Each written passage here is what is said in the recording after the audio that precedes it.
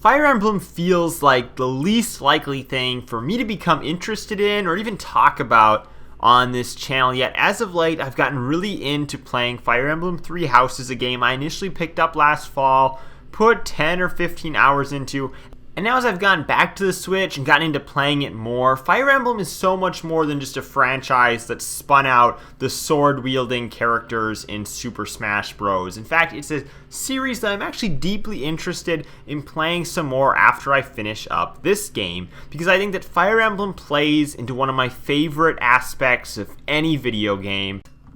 But first, for the uninitiated, it's important to make reference at least to what Fire Emblem is. It's a turn-based strategy game. Think of something like XCOM, basically where you're moving characters along a board, trying to ultimately defeat all of the enemies, capture an objective, something like that. And that's really been the core mechanics of Fire Emblem's gameplay ever since it first was released in the US on the Game Boy Advance. Now there's some games that are older than that came out exclusively in Japan. But Fire Emblem Three Houses adds this, I think, unique aspect of the character you're controlling is a professor at a university, and you get to choose one of the three houses to align yourself with. Now this brings about a persona type system where you're actually able to spend time off doing other activities, such as doing little quests around the university, maybe partaking in some educational studies to boost some of your stats, in messing around with different jobs for your students, things like that. There's a lot of off the battlefield activities that you can engage in this game to kind of mix things up, and it really lets you choose each day if you want to participate in a battle, different things around the university, or participate in a seminar. It's kind of more of an automated way to boost your stats in a sense. The game creates a unique narrative.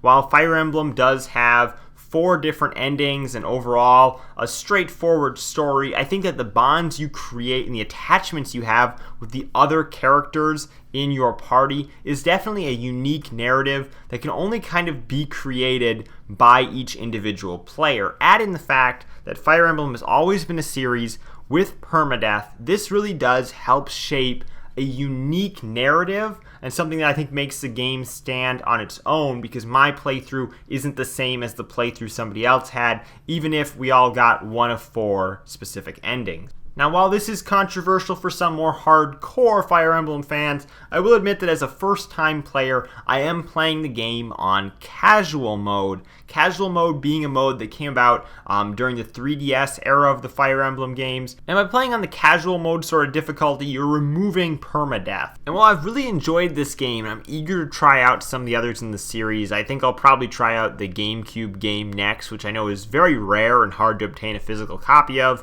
But of course, the GameCube, pretty good system to emulate, so I think I could end up playing it that way. There's really a good purpose to actually replaying Three Houses multiple times. I think that's one of the great aspects of this game, is there's 4 endings like I mentioned, and there's 3 houses to choose from, meaning that one of those houses can actually create 2 diverging endings, whereas the other 2 just have singular endings that will end up being regardless of how you play.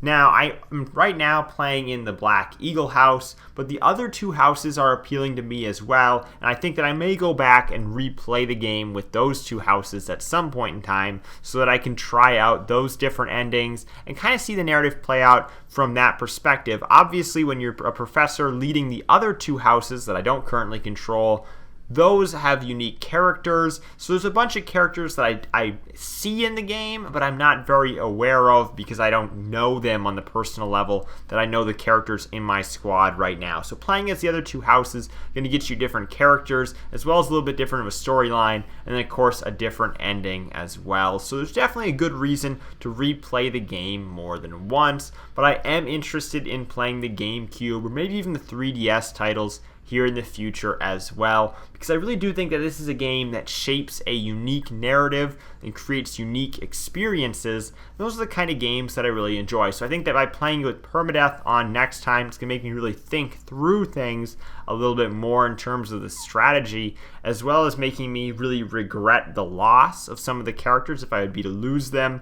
And I think that that feeling of attachment to the characters is something that makes Fire Emblem very special. I think this is largely due to the quality of the writing you're going to get, the way the characters talk and interact, and the way you learn their backstory as time goes on. I think really helps flesh out the characters in a very natural way, and ultimately create an attachment to them, where if I was playing with permadeath on, it would really be awful to see one of them go and be lost for the rest of the game. And I think that weight that it carries, that every single character is important to you, is something that's unique to the Fire Emblem franchise, and something I haven't seen in another turn-based strategy game. So look, even if you aren't a huge fan of turn-based strategy games, I know I wasn't playing any turn-based strategy games whatsoever prior to starting Three Houses, I think that you could find some enjoyment in this game. Definitely give it a look. Watch some gameplay or whatnot first. Try and get an idea of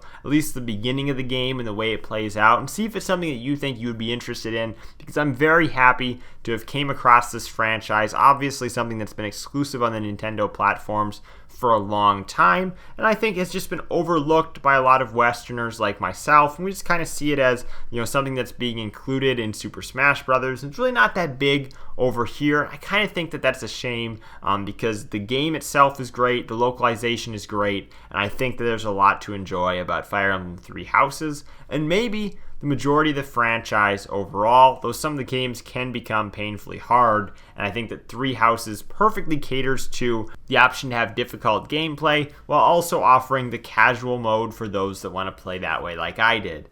Thank you guys for watching. I'm Bailey, and I'll see you in the next video.